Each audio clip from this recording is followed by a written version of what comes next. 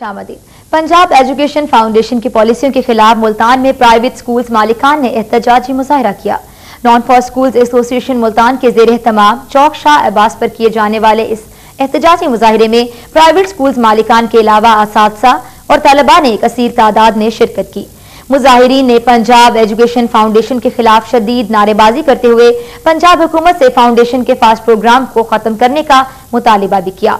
Non for schools association Multan के सदर अब्दुल मजीद खटक ने मुजाहिरीन से खिताब करते हुए इल्जाम आयद किया कि पंजाब एजुकेशन फाउंडेशन के चेयरमैन राजा मोहम्मद अनवर की गलत पॉलिसियों के बायस फास्ट प्रोग्राम निजी तालीमी इदारों की तबाही का बायस बन रहा है और इस प्रोग्राम के जरिए फरोग तालीम में मसरूफ निजी तालीमी इदारों का मुआशी कत्ल करने की कोशिश भी की जा रही है, जबकि मखसूस तालीमी इदारों को नवाजा जा रहा है।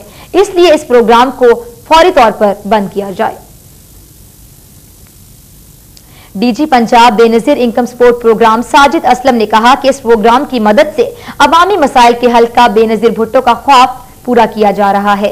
इन ख्यालात का इजहार उन्होंने नारोवाल में बेनजीर इनकम सपोर्ट प्रोग्राम के हवाले से मुनक्किदा 3 रोजा वर्कशॉप की इख्तितामी तकरीब से खिताब के दौरान किया। उन्होंने कहा कि बेनजीर भुट्टो का ख्वाब था कि पीपल्स पार्टी अवाम को रिलीफ फराहम करे, जिसे इनकम सपोर्ट प्रोग्राम की मदद से पूरा किया जा रहा है। उन्होंने बताया कि ये प्रोग्राम पंजाब के अलावा आजाद कश्मीर, बलोचिस्तान और सिंध में भी शुरू किया गया है, जिसके जरिए रजिस्टर्ड अफराद को उनकी काबिलियत के मुताबिक 3 लाख रुपए तक बिला सूद कर्जा फराहम किया जाएगा, जिसकी वापसी के लिए 15 साल का अरसा मुकर्रर किया गया है।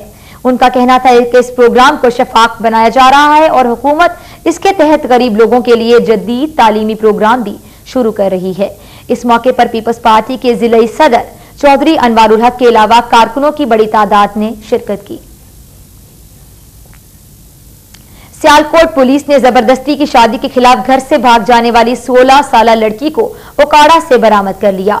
एसपी इन्वेस्टिगेशन सियालकोट मोहम्मद नासिर मुनीफ कुरैशी ने प्रेस कॉन्फ्रेंस के दौरान बताया कि जोनेबा बीबी को जिला ओकाड़ा के इलाके से उसकी एक सहेली के घर से बरामद किया गया। लड़की अपने वालिदैन की जानिब से जबरदस्ती शादी कराने के खौफ के बायस घर से भागकर अपनी सहेली के घर में रिहाइश पजीर थी।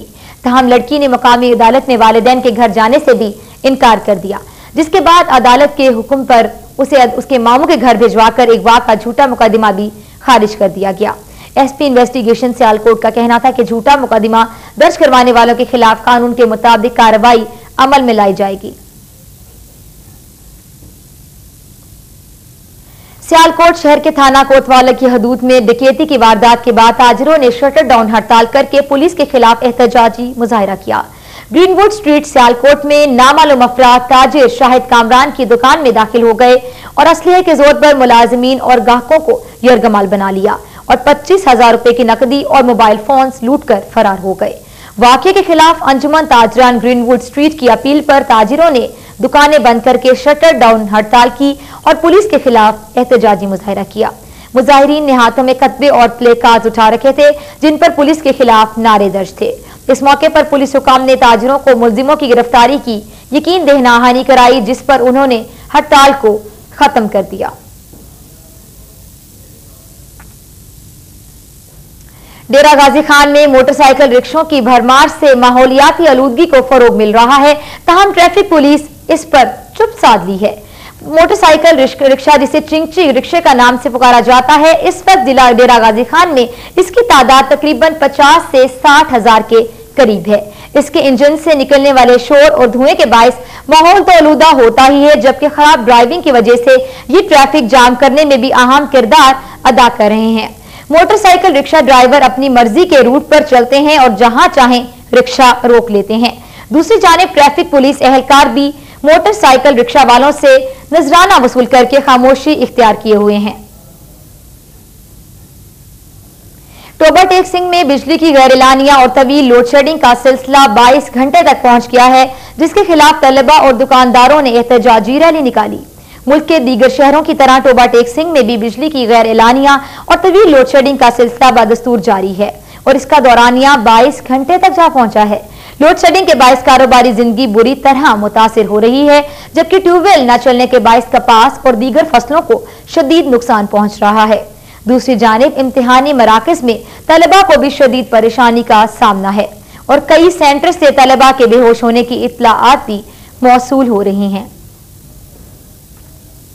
बात करते हैं खानेवाल की, जहां ट्रेन का स्टॉप खत्म करने पर लोगों ने शदीद एहतजाज किया और रेलवे हुकाम के खिलाफ नारेबाजी भी की।